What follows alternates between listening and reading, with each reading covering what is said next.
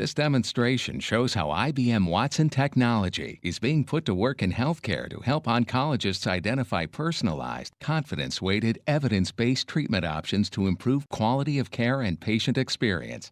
It's meant to be used for informational purposes only and is not necessarily a direct reflection of systems in production today. This demonstration was created with the guidance and expertise of physicians at Memorial Sloan Kettering Cancer Center, a key IBM solution development partner.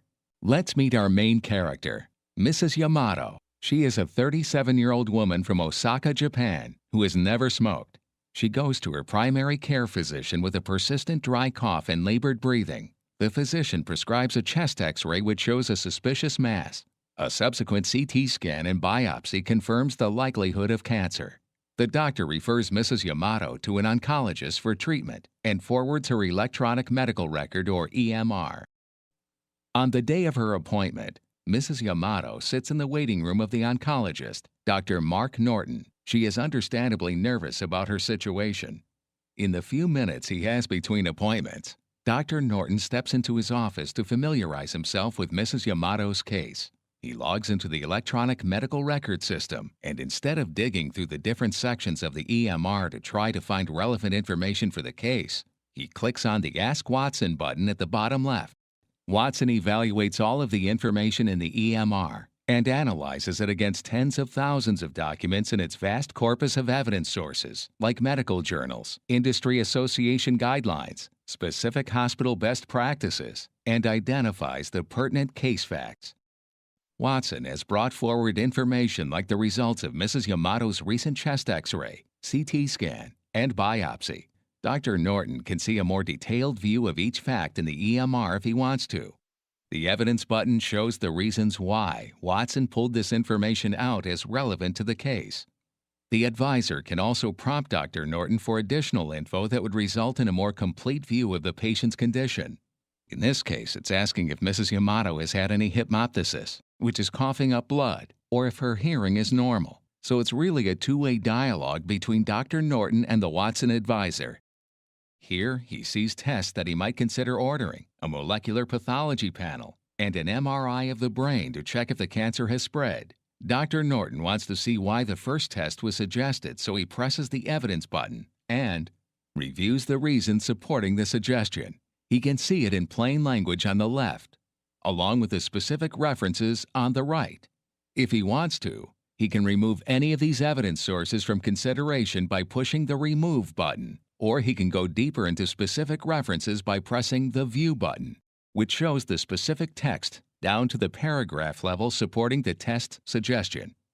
Moving over to the Treatment Options tab, Dr. Norton considers a panel of 3 confidence-scored suggestions. At this point, the treatment option suggestions have low and similar confidence levels due to the limited and incomplete information available.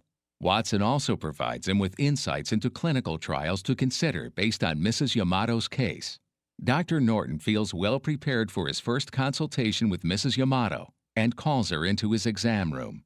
They discuss the case, and Dr. Norton performs a physical exam. Mrs. Yamato tells him that it would be difficult to explain sudden hair loss to her young children and that she would like to avoid that if possible. Dr. Norton dictates this preference along with his other notes, which are added to the EMR. He calls in orders for the tests and makes a follow-up appointment for Mrs. Yamato. 10 days later, the test results are ready, and Mrs. Yamato is once again in the waiting room.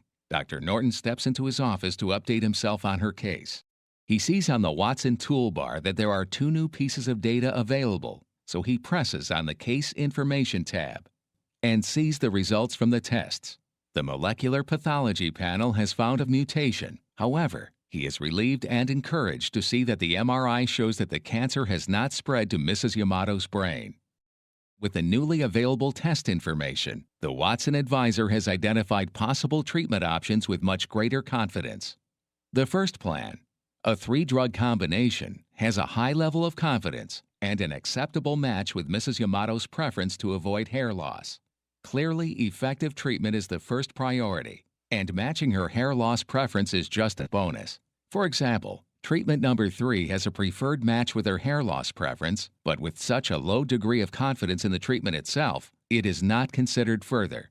Dr. Norton wants to see the reasons behind Watson's top suggestion, so he pushes the evidence button.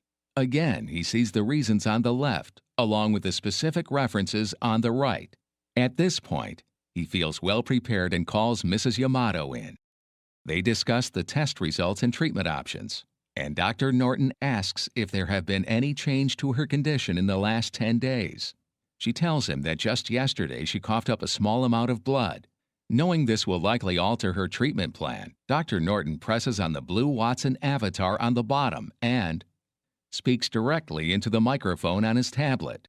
He pushes the Finish Speaking button when he is done and checks to make sure that his speech has been correctly converted to text. If it had not been, he could push Retry, or he could push the keyboard icon if he preferred to type directly. He could also choose to cancel, but the transcription is correct, so he submits the new information and the Watson advisor processes this new information to reconsider Mrs. Yamato's treatment options. The advisor comes back with an alternate set of treatment plans, which remove a specific drug that is not appropriate for someone who is showing symptoms of hypnoptosis. Dr. Norton could choose to ignore this new information if he was just doing a hypothetical scenario, but since this is real information, he applies it to Mrs. Yamato's case. The advisor presents the confidence levels for the revised set of treatment plans. The list of clinical trials has also been narrowed to a single trial for Mrs. Yamato and Dr. Norton to consider. After discussing the options and reasons behind them, they jointly decide to move forward Treatment Plan 1, which has a high level of confidence, as well as an acceptable match with Mrs. Yamato's preference to avoid hair loss. Dr. Norton can now request pre-authorization for this treatment from Mrs. Yamato's insurance carrier. He presses the button and, since the treatment plan was completely evidence-based, the insurance provider immediately authorizes the treatment. Dr. Norton now presses the order button, and Mrs. Yamato starts her treatment immediately, reassured that she is getting the highest quality care available. Shifting gears from Dr. Norton's role to that of a hospital or health plan administrator, the advisor provides a customizable dashboard showing key performance indicators, like where the advisor is being used, how it is performing, and what information sources are most useful.